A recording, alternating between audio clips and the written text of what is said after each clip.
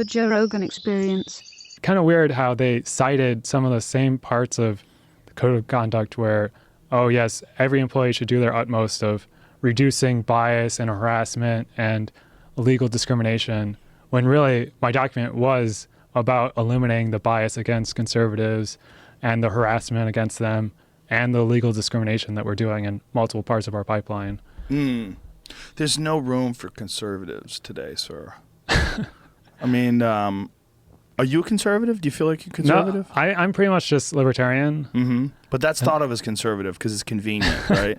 You're just immediately pushed off into that right-wing, angry white male group. Yeah, everyone that's in the center or right of that is alt-right. Alt-right, yeah. Yeah. It's pretty so bad. you favor smaller government, less intrusion. Yeah. I'm not super libertarian. Like, I obviously believe that there's places where the government should be, but just my like internal leaning or in philosophy is more like that. Yeah, I think socially I lean more left, like socially, like in terms of like welfare and things along those lines. And, you know, obviously this protected status is driving me crazy. This thing that Trump's doing with children that were born in this country or born in other countries and then brought over here as children, and then they're talking about deporting them. That drives me fucking crazy. Yeah, that's that kind of shit. And the hard right version of that is despicable. These people that I see online, why didn't they apply for citizenship? Oh, who knows? Maybe because they're fucking 13. Yeah. You know, like, were you out there applying for citizenship if you were 13? No. I mean, when you're 13 years old, you're playing games and hanging out with your friends, and then you find out you were born in Guatemala, and you're like, what? And like, you have to go back to Guatemala. What? Yeah. It's crazy. Sucks. I lean way left when it comes to those kind of things, gay rights and things like, social programs for disenfranchised people and disenfranchised communities. I lean way like if I want my tax dollars to go to anything, I want it to go to making people's lives easier. Yeah. You know, whether it's socialized medicine or whatever we could do to make people like have an easier path to success and to not have them so burdened down by their environment and their circumstances. That, I think, is like our responsibility as human beings to try to, I don't want to say even the playing field because there's never going to be an even playing field, but to give people opportunity. That's it. Just give people an opportunity to do well. Yeah. Not have it so completely stacked against them. So in that sense, I'm not very conservative in that way. Like, I'm not one of those pull yourself up by your bootstraps thing because that's so delusional. Like, some people are just fucked. They're born with a terrible hand. Right. And it would be nice if more of us were charitable in that regard. You know, and some people think that charity should be a personal issue and that we should all just do it, as part of our community and our society. Maybe that's a good argument. But maybe the argument is that our government should be a part of our community. And that we should think about it that way instead of thinking of it as this overlord that decides and designates where our money should go. That maybe we should have some more say in it. It should be some sort of a more, just a more kind approach. So in that sense, I lean pretty far left, but I'm also pretty pragmatic.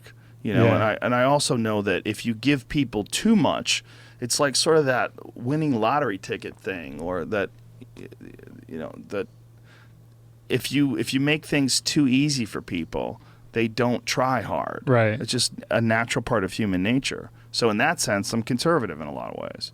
Yeah, like you definitely need some sort of safety net and to ensure that, people can actually achieve the American dream.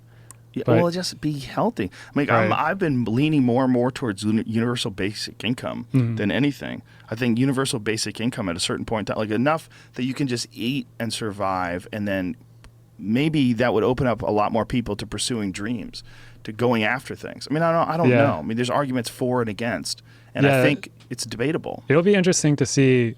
Finland, I think, was proposing to start this because we don't really know what will happen. Right. And maybe people will, start doing their hobbies and really find their passion. Maybe they'll just sit at home and watch TV and die. Yeah. It's really, these are the problems that we as a society will have to overcome. And, of course, these are just first world problems, but that will be what the world is like. There was another country today I read about it on Google. Another country today that's considering universal basic income. But fuck him. Was it South Korea? Oh, really? See if you can find it. It's Scotland. Is that what it was? Oh. I think there's many people that are. I mean, Elon Musk has been promoting this lately. Scotland will begin funding universal basic income experiments. Yeah, Hawaii. That's what it was. Hawaii considers universal basic income as robots seen stealing jobs. Fucking robots running on the street stealing jobs. Yeah, it's Hawaii.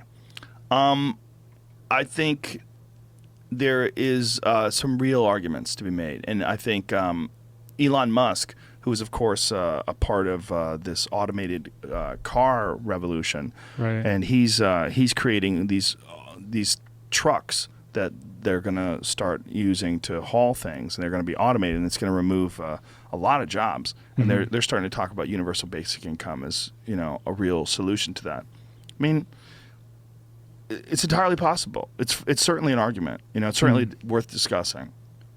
Yeah, something like that. And hopefully the incentives will be better than some of the current welfare systems where, you know, you're not incentivized to get off of it. Yeah. If you start working, then you'll lose all of it. While universal basic income can be made such that you start working and then you'll lose a little bit, but it's never an actual incentive to not work.